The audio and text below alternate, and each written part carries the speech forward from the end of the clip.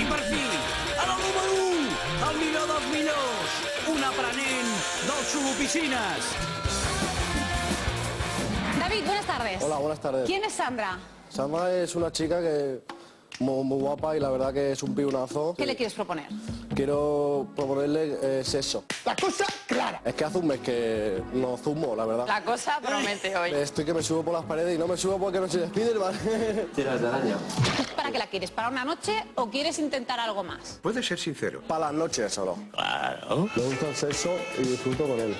Y quiero compartir todo este cuerpo contigo. Vas a ser mía.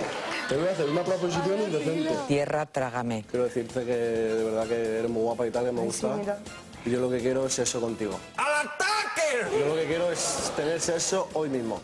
¡Despelote! ¿Qué dices? Búscate a otra. Pero, joder, sexo hablando, conversando, ¿me entiendes? ¿No? Un sexo plural. Yo no soy de uno, ni dos, ni de tres, yo soy de muchos, ¿sabes? Yo te haré sentir mi cuerpo con el tuyo.